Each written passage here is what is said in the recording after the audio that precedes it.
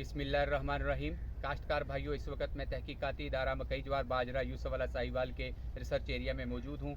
मेरी आज की इस वीडियो का मकसद आपको इस इदारा में तैयार की गई सोरगम यानी चरी की एक लाजवाब किस्म YS16 से रूशनास करवाना है। YS16 एक डुअल पर्पज़ वैरायटी है, यानी कि आप इसको चारे के लिए भी इस्तेमाल कर सकते हैं और दानों के लिए भी इस्तेमाल कर सकते हैं। इसके अगर पौधे की खसूसियत की बात करें तो इसकी हाइट आप देख सकते हैं, तकरीबन 10-11 फुट तक इसकी हाइट होती है। इसका तना जो है वो बहुत शानदार है, मोटा तना है, यानी कि लॉजिंग नहीं होती, बिल्कुल गन्ने की तरह आपको इसका तना नज़र आएगा।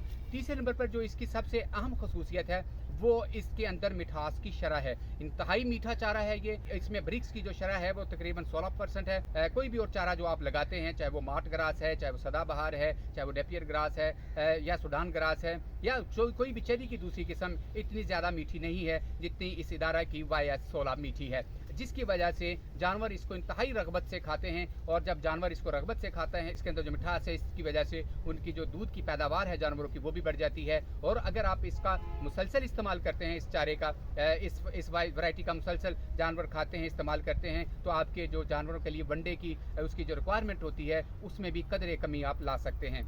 अगर इसके चारे के पोटेंशियल की बात की जाए तो ये आपको वैरायटी जो है अपने कद की वजह से, अपने ये इसके तने मोटे तने की वजह से या दूसरे करैक्टर की वजह से ये आपको 400 से 450 मन फी एकड़ के हिसाब से चारा जो है वो देने की सलाहियत रखती है।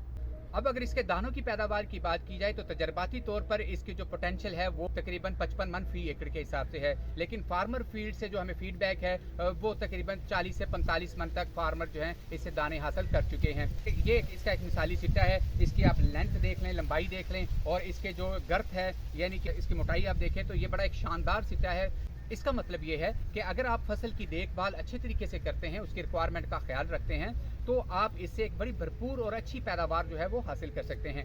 इसकी एक खसूसियत इसका स्टे ग्रीन करैक्टर है, यानी कि अगर आप इसको दानों के लिए लगाते हैं और दानों की आप भरपूर पैदावार हासिल करते हैं तो इसका जो पौधा है वो आखिर तक हरा रहने की सलाहियत इसमें मौजूद होती है, जिसकी वजह से आप इसको बाद में चारे के लिए भी इस्तेमाल कर सकते हैं और जानवर इसको बड़े शौक से खाते हैं इसके मिठास की वजह से। तो यानी आप इससे दाने भी हासिल करें और बाद में इसकी जो कड़वी है उसको भी आप इस्तेमाल कर सकते हैं या चारे के लिए उसको बेच सकते हैं। अब अगर इसके वक्त काश्त की बात की जाए तो इस वैरायटी को चारे के लिए तो आप अपनी ज़रूरत के तहत काश्त कर सकते हैं। हमने इसको गंदम के बाद भी इंतहाई कामयाबी के साथ काश्त करके इसके बड़े अच्छे जो है चारे के रिजल्ट हासिल किए हैं। लेकिन अगर आप इसके दानों की एक अच्छी पैदावार लेना चाहते हैं तो आपको इसकी काश्त जो है वो जून के आखिरी अशरे से लेके जुलाई के वस्त तक इसकी काश्त जो है वो मुकम्मल करना होगी, क्योंकि जब हम इसकी लेट काश्त करते हैं तो चूँकि आगे जाके जो है वो बारिशों की वजह से, मानसून की वजह से नमी ज़्यादा हो जाती है, जिससे इसकी दानों की पैदावार मुतासर होने का खतरा होता है। इस दूसरे नंबर पर इसकी खादों की रिक्वायरमेंट है। इसकी जो पोटेंशियल के मुताबिक पैदावार हासिल करने के लिए खादों की जो रिक्वायरमेंट है वो तकरीबन 1.5 बोरी DAP, 1 बोरी SOP और 2 बोरी यूरिया है।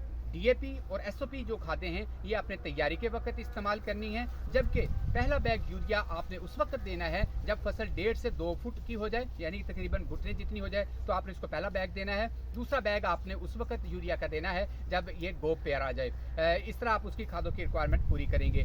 इसके अलावा चूँकि इसमें मिठास बहुत ज़्यादा है तो इसको सुंडियों से बचाने के लिए आपको जिस तरह मकई का आपको स्प्रे करना पड़ता है शुरू में सुंडियों का, वह एक आध स्प्रे करना पड़ेगा या दानेदार जहर जो है वो आपको इस्तेमाल करना पड़ेगी ताकि पौधे जो हैं वो हशरात से महफूज रहें।